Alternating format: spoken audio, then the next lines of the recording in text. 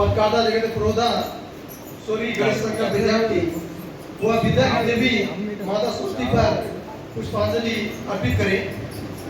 पुष्पांजलि अर्पित करते हुए नेशनल मीडिया प्रेस क्लब के राष्ट्रीय उपाध्यक्ष भाई फतेहपुर की धरती से चलकर आए हुए हमारे बड़े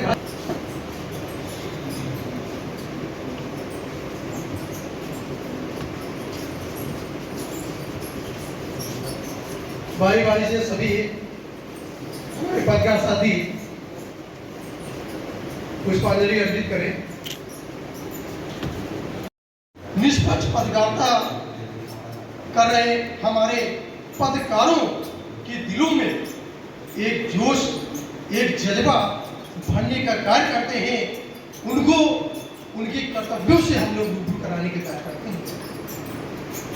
साथियों, आज चूंकि राष्ट्रीय प्रेस दिवस का अवसर है तो उससे हट करके हमको अलग बात नहीं करनी चाहिए, लेकिन फिर भी मैं आपको स्मृति रूप ये बताना चाहूँगा कि आज हमारा राष्ट्रीय संगठन national media press club Uttar Pradesh सहित देश के 18 राज्यों में पत्रकार के हितों के लिए कार्य कर रहा है। देश की कंधा मिलाकर चलने का कार्य करता है।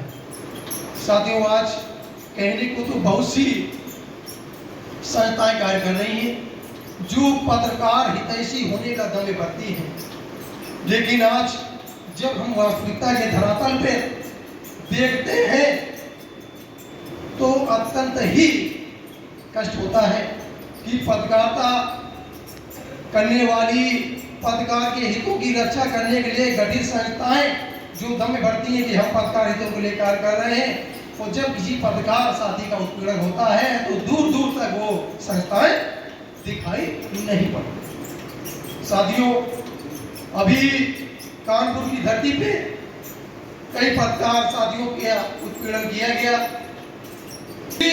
हितों की रक्षा के लिए ये भी आह्वान की तैयार है, उसमें पीछे हटने वाले नहीं है। उसका संघर्ष का जो आपके नेशनल मीडिया प्रेस क्लब ने किया गया। तो साथियों, मैं आह्वान करता हूं, मैं जब भी कोई प्रोग्राम होता है तो हर प्रोग्राम में मैं मंच से एक ही आह्वान करता हूं, संगठनों की जरूरत नहीं है, एक राष्ट्रीय संगठन की जरूरत है। हमें हमारे साथियों की पद की कोई लालसा नहीं है। कभी भी हमने ये नहीं सोचा कि हमको राष्ट्रीय उपाध्यक्ष बनाया जाए। मैं तो साथियों आह्वान करता हूं, आप लोग आगे बढ़ के आइए, पत्रकार हितों के लिए कार्य करिए। चाह नहीं है, यदि चाह है तो केवल एक ही कि आप लोग पत्रकार हितों के लिए कार्य करें, पत्रकार हितों के लिए आप एक होकर के कार्य करें। क्यों साथियों, जब तक हम लोग एक होकर कार्य नहीं करेंगे तब तक पत्रकारों का हमारे उत्पीड़न होता रहेगा। हम चाहे जितना कहें कि हम लोकतंत्र के चौथे स्तंभ हैं, हम समाज को आईना दिखाने का कार्य करते हैं, चाहे जितना कहें अपनी लेखनी को चाहे जितनी धार दें, लेकिन जब तक हम एक नहीं होंगे तब तक एक एक करके हम इसी प्रकार काटे जाते रहेंगे। तो साथियों, मैं आह्वान करता हूं, आज कानपुर की धरती पर ही एक नई 10 पत्रकार संगठन कार्य कर रहे हैं, लेकिन जब किसी पत्रकार को कहते हैं कि वो तो है, जब आपके अंदर ये भावना जागृत होगी तब पत्रकार साथियों का उत्पीड़न रुकेगा, तभी हम एक शक्ति के रूप में आगे बढ़ पाएंगे, एक शक्ति के रूप में आगे कार्य कर पाएंगे। तो साथियों, इन्हीं सब बातों के साथ मैं अपनी वाणी को विराम दे। पत्रकार एकता जिंदाबाद, पत्रकार एकता जिंदाबाद, पत्रकार एकता जिंदाबाद, नेशनल मीडिया प्रेस क्लब जिंदाबाद, नेशनल मीडिया प्रेस क्लब जिंदाबाद, नेशनल मीडिया प्रेस क्लब जिंदाबाद। अब मैं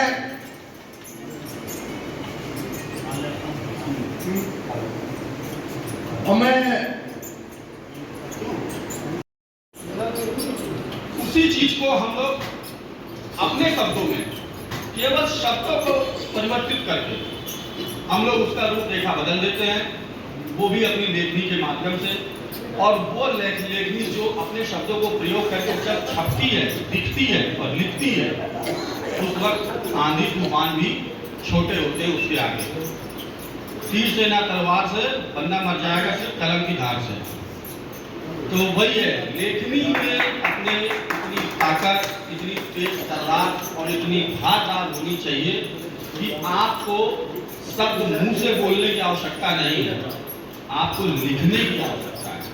आपकी जो लिखावट है, आपके जो शब्दों का संकलन है, वह ये बताएगा, वह ये दर्शाएगा कि आप किस कोटि में, मतलब किस श्रेणी में आप अपनी पत्रकारिता कर रहे हैं।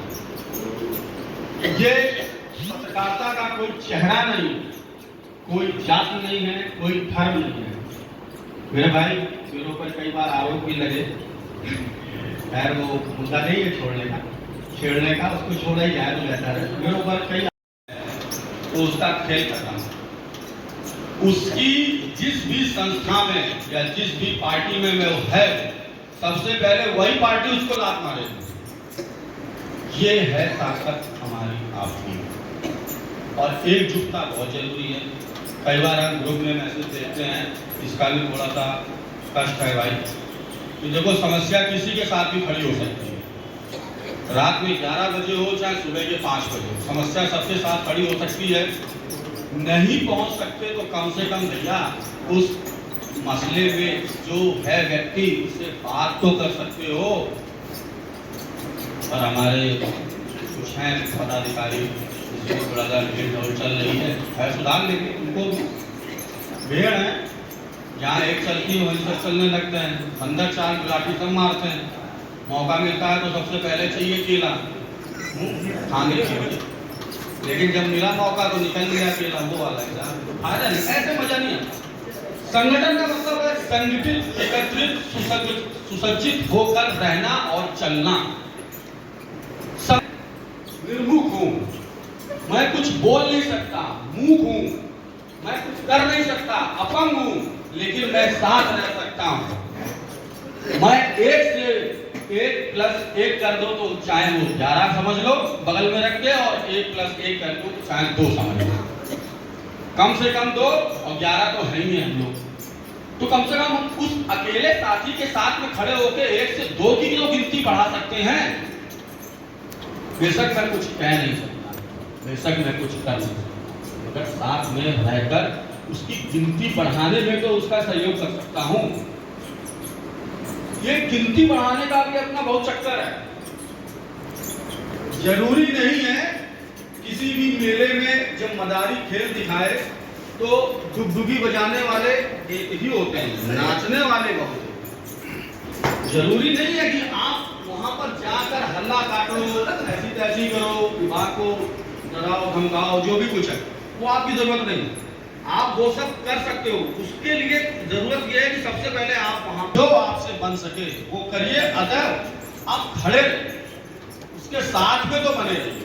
बहुत बल मिलता है भाई, 1 से भले 2 होते, 2 से 4 और 4 से 14, बहुत हिम्मत बढ़ती है आदमी को। जब व्यक्तिगत किसी एक व्यक्ति के साथ घटना घटित होती है ना, तब उसको लगता है कि क्या फायदा ऐसी पत्रकारिता का, क्या फायदा ऐसे संगठन का। ऐसा बहुतों के मन में आता है। हम भी आप ही की तरह सदस्य हैं संगठन के, कभी कभी फंस जाओ तो लगता है क्या फायदा साला इतना बड़ा पद लेते हैं, क्या फायदा है सब। राष्ट्र में होते हुए लोगों की उम्मीद में प्रथम पाई जाती है। कहने का मतलब यह है कि जहां पर लोगों की उम्मीदें खत्म हो जाती हैं, वहां से हमारा अपना स्तंभ काम करता है। कहने इसका सीधा सा अर्थ है कि लोगों की उम्मीदों पर खरा उतरना और लोगों की उम्मीदों को जगाना, ये हमारे अपने प्रेस का काम है। आज प्रेस क्लब बहुत सारे हैं, प्रेस पर कार्य कर रहे हैं, लेकिन हमारा जो प्रेस से जुड़ा पत्रकार साथी है, उसने जो है स्वतंत्रता से लेकर के आज तक हमेशा त्याग और बलिदान दिया है और उसके त्याग और बलिदान की वजह से ही आज हम स्वतंत्र रूप से कार्य कर पा रहे हैं। या प्रेस का